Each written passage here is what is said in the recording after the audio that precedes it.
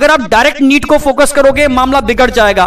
देखो, एक तरीका अपनाना, ये बिल्कुल फैक्ट और बिल्कुल सही तरीका बता रहा हूं मैं आपको, ठीक है, कि आपको वास्तव में टेस्ट को किस तरीके से लेना है, टेस्ट आपके लिए कितना इंपॉर्टेंट रोल प्ले करते हैं।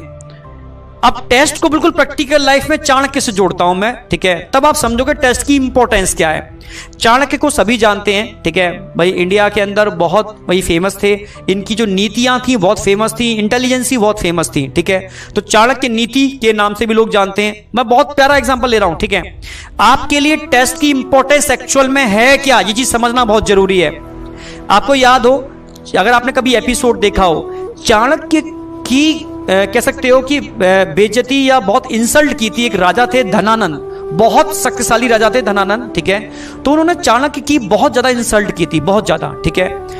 उस इंसल्ट से परेशान होकर के चाणक्य ने वही कसम खाई थी कि एक दिन मैं तेरे बराबर एक वैसा ही राजा खड़ा करूंगा और वो तेरे अंत के लिए रिस्पॉन्सिबल होगा, ये कसम खाई थी, ठीक है। क्योंकि भाई ब्रेन के बहुत तेज थे, वो चाहते वो कुछ भी कर सकते थे, तभी तो टीचर, समझ रहे हो, कुछ भी कर सकता है। अगर टीचर वाकई में सही मायने में गुरु है तो वो रंक को राजा और राजा को रंक बना सकता है, सही मायने में वो गुरु है तो, ठीक है।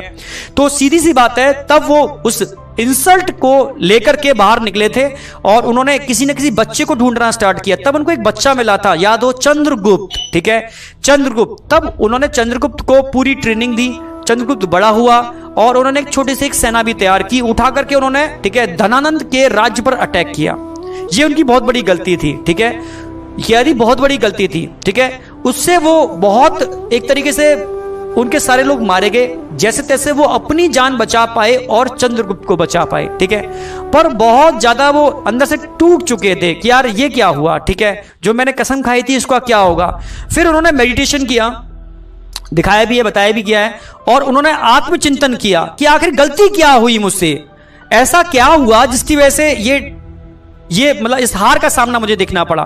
तो वो समझ गए कि मैंने गलती क्या की, ठीक है। वो गलती उन्होंने जो की, समझना मेरी बात, वो ओवर कॉन्फिडेंट हो गए और जल्दीबाजी में उन्होंने उस एग्जाम को अटेम्प्ट कर लिया। एग्जाम क्या मतलब, जो भी उनको टारगेट था उसको अटेम्प्ट कर लिया, जिसकी वजह से उनको मतलब मात मिली।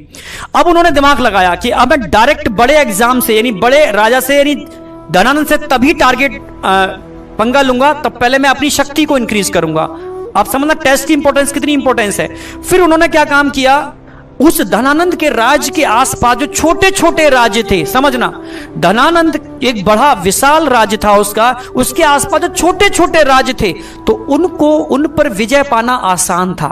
तो उन्होंने धनानंद को टारगेट नहीं बनाया, धनानंद के आसपास कोई छोटा सा राज्य था, ठीक है, समझना मेरी बात, और जिससे धनानंद को कोई संबंध नहीं था, उसको जाकर के पूरी दम से टारगेट से उसको अटैक किया और विजय हासिल की। इतनी तो पावर थी उनके पास।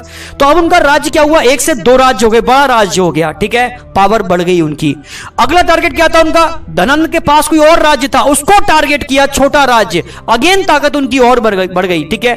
धीरे धीरे उन्होंने उस राज्य के आसपास जितने भी छोटे छोटे राज्य थे, धीरे धीरे शक्ति बढ़ती गई, क्योंकि एक राज्य मिला तो और बड़ा, दूसरा राज्य मिला तो और बड़ा, तीसरा मिला तो और बड़ा तो हो गया। धीरे धीरे उनका भी सैन्य बल बढ़ता चला गया, पावर बढ़ती चली गई, और एक दिन जब छोटे छोटे सारे राज्यों पर विजय प्राप्त कर ली तो उनकी पावर बढ़ चुकी थी, और तब जाकर के उन्होंने पूरी फोर्स से, पूरी ताकत से क्या काम किया, धनानंद के ऊपर अटैक किया और एक बार में उसको मार गिराया। ये होती है उन छोटे छोटे टेस्टों की ताकत।